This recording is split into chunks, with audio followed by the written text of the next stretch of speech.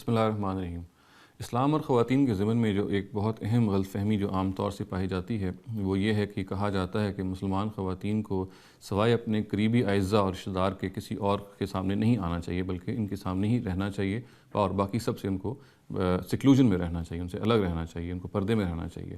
یہ جو نتیجہ ہے، یہ کنکلوژن ہے، یہ غلط فہمی آپ کہہ لیجئے، یہ اصل میں قرآن مجید کی ایک آیت کو غلط سمجھنے کے نتیجے میں پیدا ہوئی ہے۔ وہ آیت سورہ احزاب میں ہے، اور قبل اس کے کہ میں اس آیت کی تفصیل آپ کے سامنے رکھوں، یہ جان لینا چاہیے کہ یہ سورہ ایک بڑی خاص اور بڑی اہم سورہ ہے۔ اس سورہ کے خاص مخاطبین ہیں اور یہ خاص زمانے میں نازل ہوئی ہے۔ یہ وہ زمانہ تھا جب مدینہ کے اشرار اور ان کے جو منافقین ہیں، انہوں نے نبی صلی اللہ علیہ وسلم کے اپنے گھر کو اور ان کی جو ازواج مطہرات ہیں ان کی ذاتی زندگی کو ملائن کرنے، ان کو مورلی خراب کرنے کی ایک بہت زبردست کیمپین چلائی ہوئی تھی۔ انہوں نے یہ تہیہ کیا ہوا تھا کہ کسی طریقے سے خاندان نبوت کی جو اخلاقی ساکھ ہے اس کو مجروح کیا جائے۔ چنانچہ اس کے لیے انہوں نے بہت سارے طریقے اختیار کیے ہوئے تھے۔ تو سب سے پہلے تو قرآن مجید نے اس پس منظر کو سامنے رکھ کر ازواج مطہرات کو یہ بتایا ہے کہ وہ عام خواتین کی طرح نہیں ہیں، ان کی ذمہ داریاں بھی زیادہ ہیں اور ان کے درجے بھی بلند ہیں۔ مگر اس سب کا ادراک کرنے کے لیے ضروری ہے کہ ایک مرتبہ پھر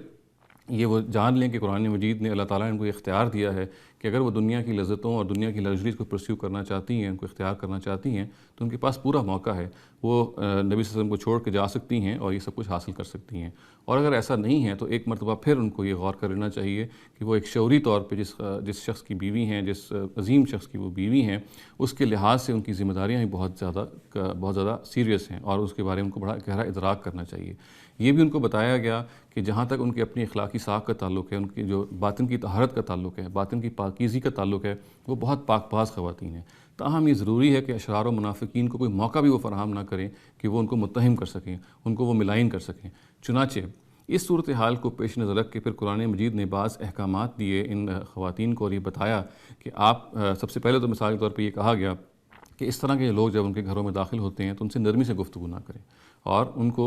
یعنی یہ بتا دیں ان کی اپنی گفتگو سے کہ اگر ان کے دل میں کوئی لالچ ہے تو یہاں اس کے پنپنے کا، اس کو سکسیس حاصل کرنے کا یہاں پہ کوئی موقع نہیں ہے۔ پھر اسی طرح سے ان خواتین کو نبی صلی اللہ علیہ وسلم کے ازواج کو یہ بتایا گیا کہ وہ اپنے گھروں میں ٹک کر رہیں، اور جس طرح سے جاہلی زمانے میں یہ ہوا کرتا تھا کہ خواتین بن ٹھن کے نکلتی تھیں، بن سور کے نکلتی تھیں، اس طرح سے نہ نکلیں، بلکہ اگر ان کو نکلنا پڑے کسی ضرورت کی وجہ سے تو پھر وہ اسلامی تہذیب کا نمونہ بن کر نکلیں۔ اور پھر ان کو یہ بھی کہا گیا کہ وہ اپنے گھر میں اللہ تعالیٰ کی جو حکمت نازل ہو رہی ہے اور اللہ تعالیٰ کی جو ٹیچنگز ہیں ان کا چرچا کریں اور عام مسلمان خواتین کو ان کی تعلیم دیں، اور یہی ان کے منصب اور ان کی جو مقام ہے اس کے لیے زیادہ موزوں ہے۔ ایسا معلوم ہوتا ہے کہ ان سارے احکامات کے باوجود بھی اشرار مدینہ اپنی ایکٹیویٹی سے باز نہیں آئے، تو پھر بعض اور احکامات دیے گئے، اور ان میں سے یہ کہا گیا مثال کے طور پہ کہ عام مسلمانوں کو مخاطب کر کے کہ وہ نبی صلی اللہ علیہ وسلم اس سے بہت اذیت ہوتی ہے کہ اگر وہ وقت سے پہلے اگر ان کو بلایا جائے وہ آ جائیں اور پھر وہاں بہت دیر تک بیٹھے رہیں۔ چنانچہ ان کو یہ کہا گیا کہ جس وقت ان کو بلایا جائے وہ اسی وقت آئیں، اور اگر وہاں معاملہ کھانے کا ہے، کھانا پینا ہے، تو پھر کھانا کھاتے ہی ڈسپرس ہو جائیں، کیونکہ وہاں ان کے بیٹھے رہنے سے پھر بہت سارے اس طرح کے مسائل پیدا ہو سکتے ہیں۔ اسی طریقے سے یہ بھی کہا گیا اس کے بعد کہ جو ازواج مطہرات ہیں یہ مسلمانوں کی مائیں ہیں، نبی صلی اللہ علیہ وسلم کے رخصت ہو جانے کے بعد کوئی شخص ان سے شادی نہیں کر سکتا، تاکہ اگر ان منافقین کے دل میں کوئی طمع، کوئی لالچ ہے اس کو بھی ختم کر دیا جائے۔ اور پھر اسی سلسلے میں یہ بھی فرمایا گیا کہ یہ جو خواتین ہیں یہ کسی اور خاتون کے سامنے نہیں آئیں گی، بلکہ بالکل محدود رہیں گی سوائے چند خواتین کے چند رشتوں کے جن کو پھر ان آیتوں نے گنوایا ہے۔ تو ہم ایک سمرائز طریقے سے یہ کہہ سکتے ہیں کہ ان آیات کا سرتاسر تعلق اصل میں نبی صلی اللہ علیہ وسلم کی ازواج مطہرات سے تھا، اور وہ بھی اس طور سے تھا کہ اس زمانے میں جو منافقین اور اشرار نے نبی صلی اللہ علیہ وسلم کی جو ازواج مطہرات ہیں ان کی ذاتی زندگی کو ڈیمیج کرنے کے لیے جو ایک کیمپین چلائی ہوئی تھی اس کو ختم کیا جا سکے، اس کو ہر طریقے سے اس کا کلا کما کیا جا سکے۔ میں آپ کے سامنے وہ آیتیں پڑھ دیتا ہوں، ان کا ترجمہ، سادہ ترجمہ، جس سے یہ بات بالکل واضح ہو کے سامنے آ جائے گی کہ ان آیات کا سرتاسر تعلق خاندان نبوت سے ہی ہے، اور یہ دراصل ایک تدبیر تھی اس دور کے اشرار کو اور اس دور کے منافقین کی اس طرح کی ایکٹیویٹیز کو ختم کرنے کے لیے۔ سورہ احزاب میں یہ آیتیں نازل ہوئی ہیں اور ارشاد باری تعالیٰ ہے، میں آپ کے سامنے ترجمہ پڑھ رہا ہوں۔ ایمان والو، نبی کے گھروں میں داخل نہ ہو الا یہ کہ تمہیں کسی وقت کھانے کے لیے آنے کی اجازت دی جائے، اس صورت میں بھی اس کے پکنے کا انتظار کرتے ہوئے نہ بیٹھو، ہاں جب بلایا جائے تو آؤ، پھر جب کھا لو تو منتشر ہو جاؤ اور باتوں میں لگے ہوئے بیٹھے نہ رہو۔ یہ باتیں نبی کے لیے باعث اذیت تھیں، مگر وہ تمہارا لحاظ کرتے رہے، اور اللہ تعالیٰ بتانے میں کسی کا لحاظ نہیں کرتا۔ اور نبی کی بیویوں سے تمہیں کچھ مانگنا ہو تو پردے کے پیچھے سے مانگا کرو، یہ طریقہ تمہارے دلوں کے لیے بھی زیادہ پاکیزہ ہے اور ان کے دلوں کے لیے بھی،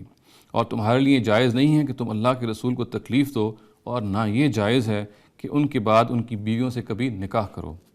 یہ اللہ کے نزدیک بڑی سنگین بات ہے۔ تم کوئی بات ظاہر کرو یا چھپاؤ، اللہ ہر چیز سے واقف ہے۔ ان بیویوں پر البتہ اس معاملے میں کوئی گناہ نہیں کہ اپنے باپوں اور اپنے بیٹوں اور اپنے بھائیوں اور اپنے بھتیجوں اور اپنے بھانجوں اور اپنے میل جول کی عورتوں اور اپنے غلاموں کے وہ سامنے آئیں۔ تو یہ بالکل ان آیات سے واضح ہے کہ اصل میں یہ ایک خاص ایک دور کے اور ایک خاص صورتحال کو سامنے رکھ کے احکامات دیے گئے، اور یہاں تک کہا گیا ان کو احتیاط کی اسی حکمت کے پیش نظر کہ اگر ان سے کوئی چیز مانگی جائے تو پھر وہ پردے کے پیچھے سے مانگی جائے۔ ظاہر پردہ یہ وہ ہے کہ جو عام طور سے کواڑ یا جو دروازے ہوتے ہیں ان کے آگے لگا ہوتا ہے، پرانے زمانے میں گھروں میں اس طرح سے دروازے نہیں ہوا کرتے تھے، بلکہ خاص پردے ٹانگ دیے جاتے تھے دروازے کے آگے تاکہ فوراً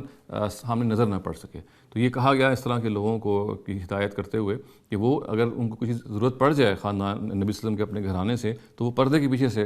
اس چیز کو مانگیں اور اچانک داخل نہ ہوں۔ یہ بھی اصل میں اسی نوعیت کا ایک ڈائریکٹو تھا، اسی نوعیت کی ایک تدبیر تھی تاکہ اشرار و منافقین کی جو اس طرح کی ایکٹیویٹیز ہیں ان کو روکا جا سکے۔ اقول قولی ھذا واستغفر اللہ لی ولکم ولسائر المسلمین والمسلمات۔